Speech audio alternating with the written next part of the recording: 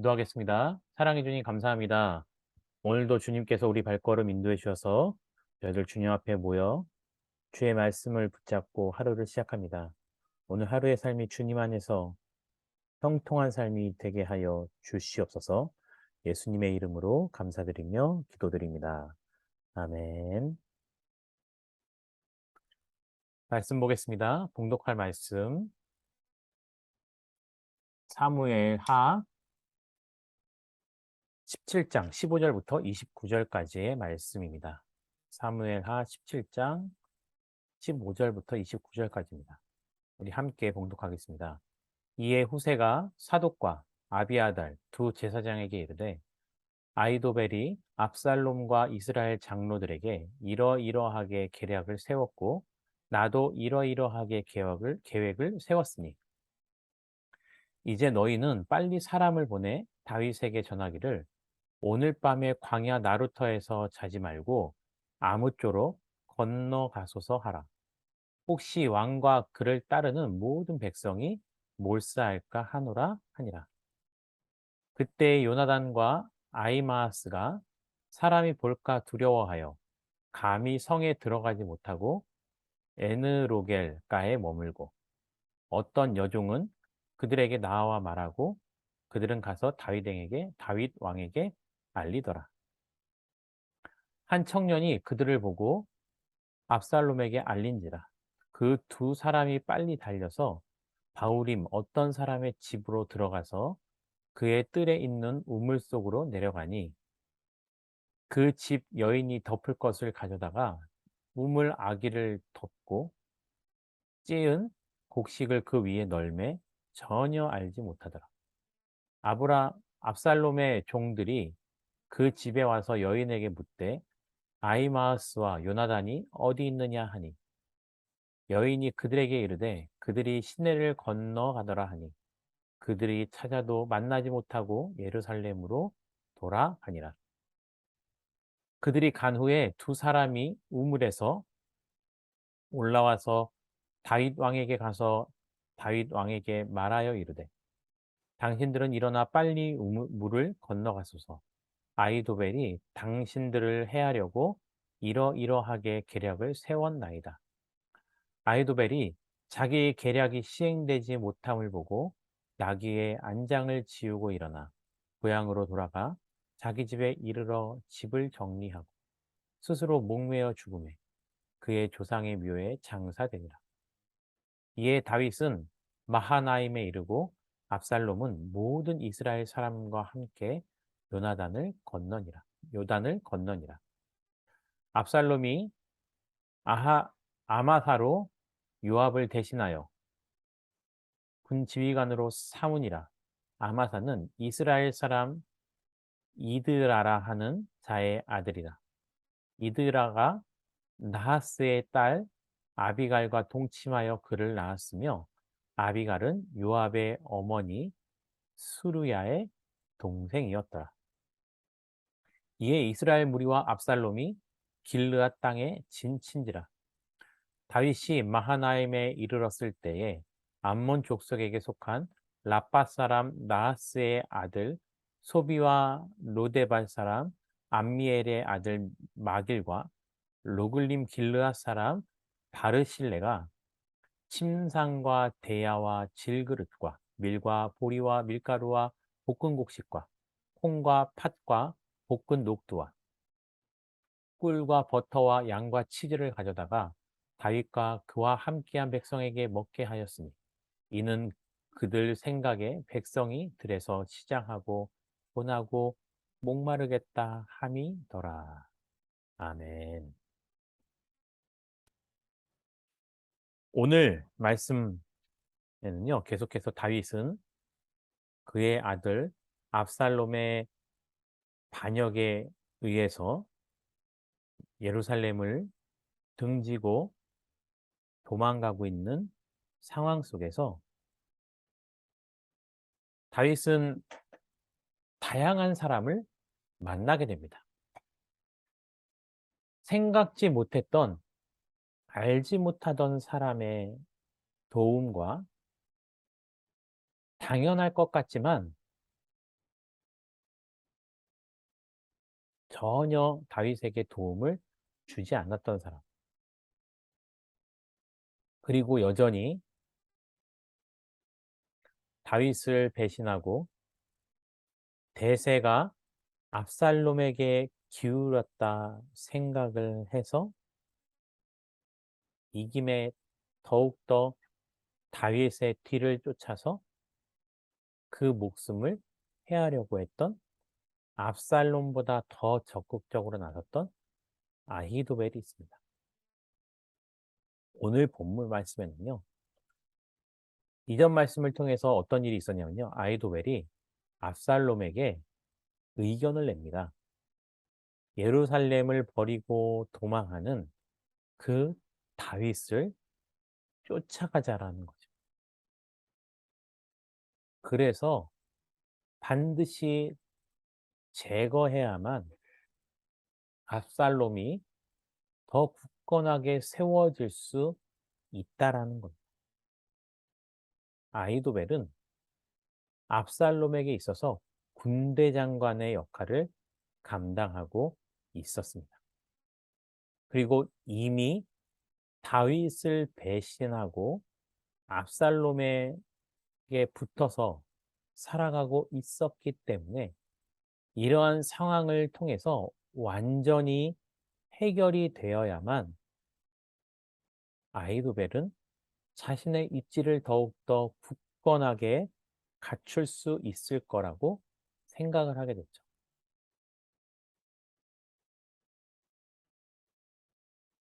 그리고 오늘 본문에서는요, 그런 계획에 있어서 하나의 큰 사건이 벌어집니다. 이 사건 하나는 커다란 군대를 가지고 있던 아히도벨과 아무 이름도 기록되어 있지 않는 한 여인의 대결에서 이 여인의 승리로 끝나게 되는 거죠. 다윗은 일찍이 예루살렘 성을 빠져나올 때 그곳에 자신의 사람을 심어두고 나왔습니다.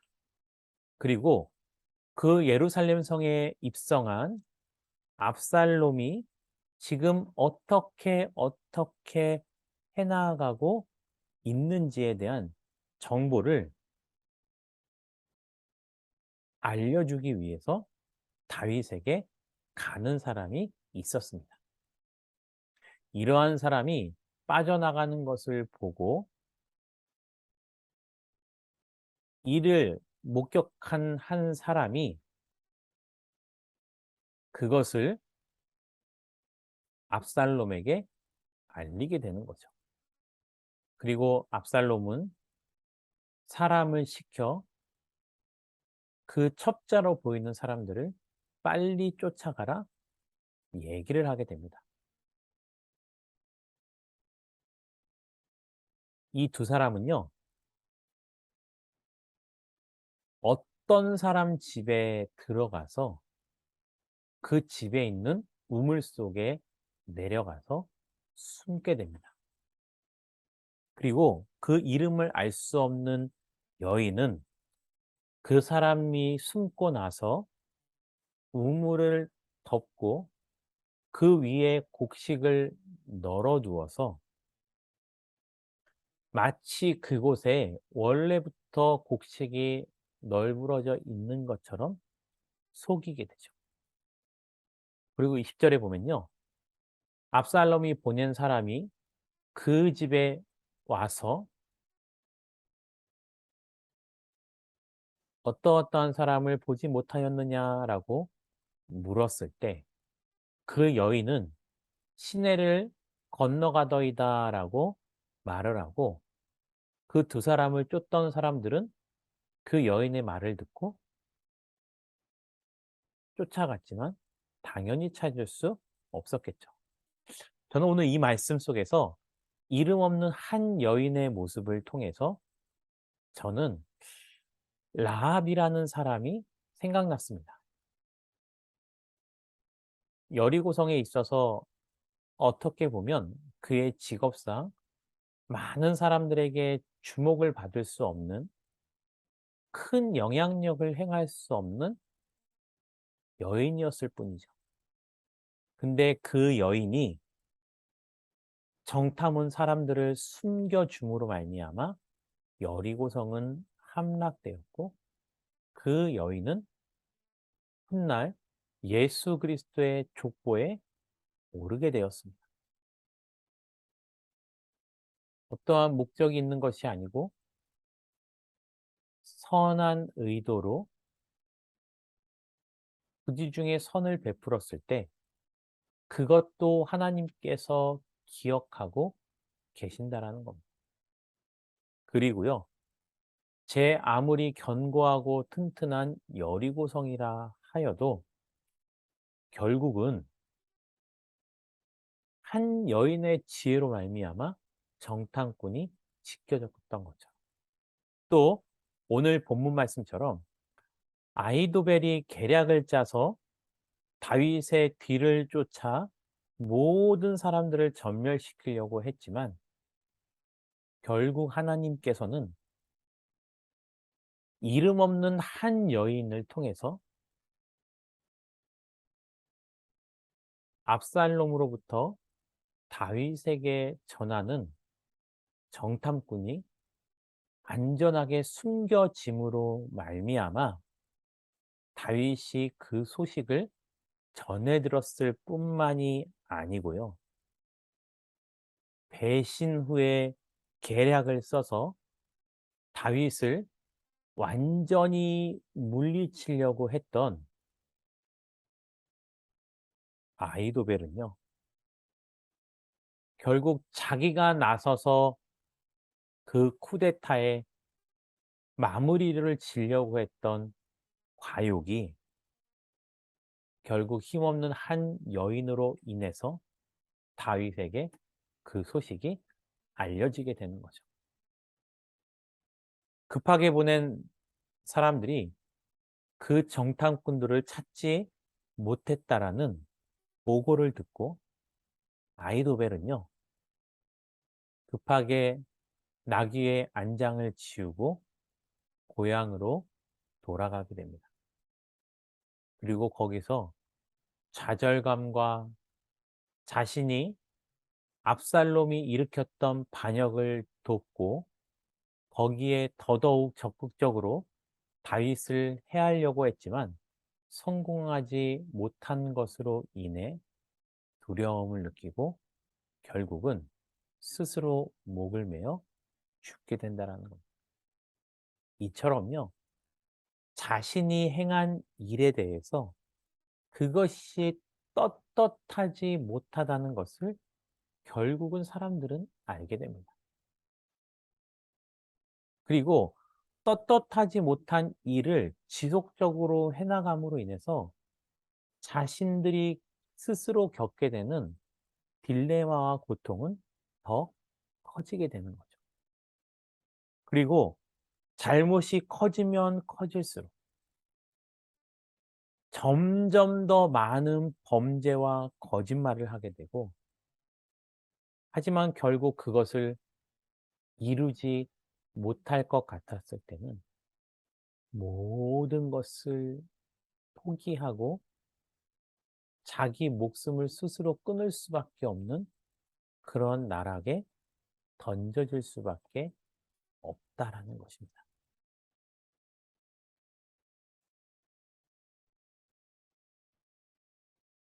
그래서 아이도벨은 스스로 목숨을 끊게 된 겁니다.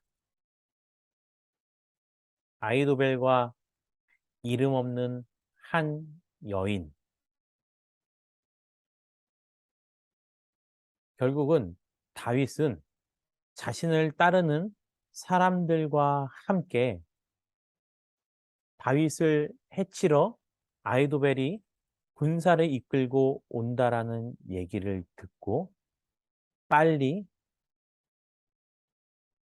요단을 건너 도망을 가게 됩니다. 그리고 나서 다윗은 바로 마하나임에 이르게 된 것입니다.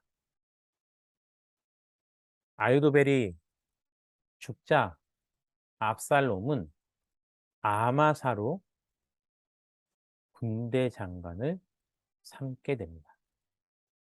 그리고 아마사를 군대 장관으로 삼고 나서 압살롬은 길르앗에 진을 치고 전쟁을 준비하는 거죠. 다윗은 왜 마하나임에 갔었을까요? 마하나임은 사울이 죽고 나서 또 다윗이 이스라엘을 왕이 하나로 통일된 왕이 되기 전에 마하나임은 바로 사울의 뒤를 이어 사울의 왕, 사울의 아들이었던 이스보셋이 바로 이스라엘을 통치하고 있었던 곳이 바로 마하나임. 그곳에는 사울이 사용했던 왕궁이 있었던 거죠. 다윗도 전열을 정비하고 다시 회복하기 위한 준비가 필요했던 것입니다. 그리고 이에 압살롬은 아마사를 군대 장관으로 세우고 그의 아비인 다윗과 전면전을 준비하고 있는 거죠. 이러한 가운데 다윗에게는 또 다른 하나님이 붙여준 축복의 인연이 있었습니다. 바로 암몬족 속에 속한 이방인에 속했던 사람들이 다윗에게 나와 잘 수 있는 것과 먹을 것과 씻을 것을 바로 섬기게 된다는 것입니다. 다윗뿐만이 아니고요. 그 사람들의 도움은 다윗과 함께한 백성들에게도 그대로 주어졌습니다. 그리고 29절에 이렇게 나오죠. 이는 그들 생각에 백성이 들에서 시장하고 고나여 목마르겠다 합니다. 압살롬은 큰 군대를 거느리고 자신에게 왔던 아이도벨을 통해서도 자신이 원하는 것을 이룰 수 없었고 다윗은 오히려 상황은 좋지 않고 많은 사람들이 배신을 했지만 그에 반해서 하나님께서는 이름 모를 사람들에게 전혀 생각지도 못한 사람들을 통해서 도움을 얻을 수 있게 해주신 겁니다. 이처럼요, 우리가 인생을 살아가면서 누구의 도움을 얻고 살아갈 것인가? 함께 이렇게 기도할 수 있습니다.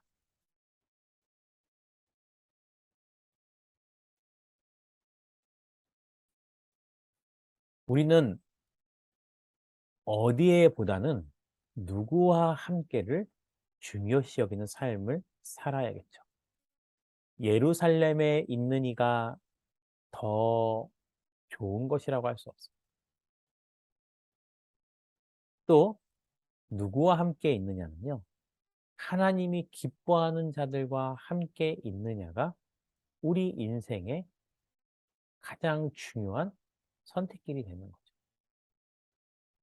그래서 우리는 장소보다는 우리와 함께 하시는 하나님, 또 두 번째 기도 제목은요. 우리 삶 가운데서도요.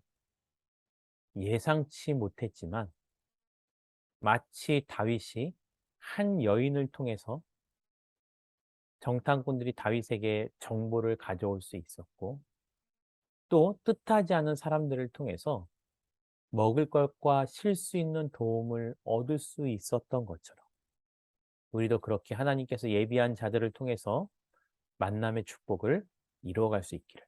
또한 그러한 만남의 축복을 나눠주는 삶이 바로 우리가 될 수 있기를 기도해야 할 것입니다. 또한 교회 공동체를 위해서 이렇게 기도하겠습니다. 우리 고덕 아름다운 교회가 가정과 교회, 세상을 더욱더 아름답게 만들어 나가는 믿음의 공동체가 되게 달라고 함께 자유롭게 기도하고 마치도록 하겠습니다. 기도하겠습니다.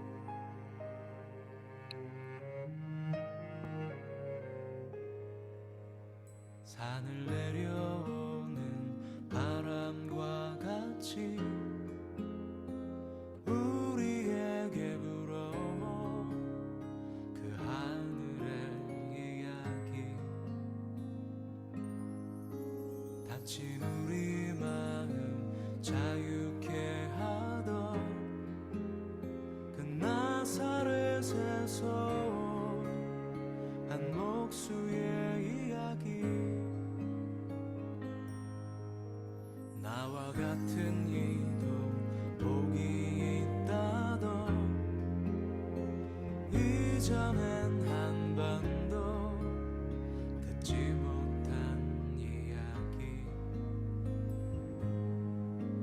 우리 이마에 맺혀있는 땀들 진저리 쓰다듬던 예수님의 이야기. 메마른 땅 위에 내리는 비처럼 흐르는 내 땀방울로 부는 바람처럼 나를 향하신 그분의 마음. 널 사랑한다 참 귀하다.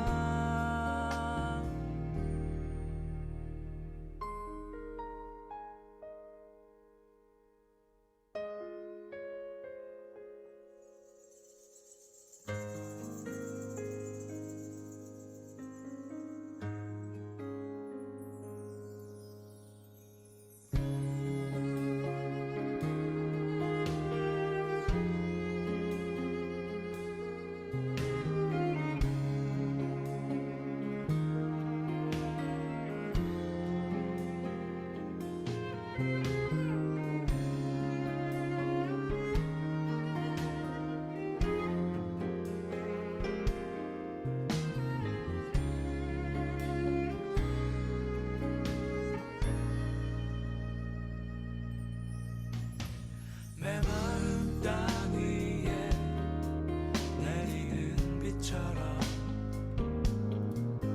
흐르는 내 땀방울로 부는 바람처럼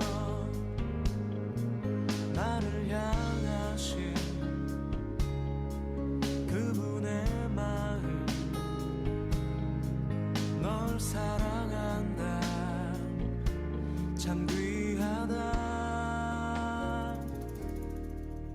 나와 같은 이도 복이 있다던 이전엔 한 번도 듣지 못한 이야기. 와서 나의 마음 자유케 하던 그 나사렛에서 온 한 목수의 이야기. 나의 모든 짐 그 어깨에 지고 갈보리 향해 가던 예수님의 이야기.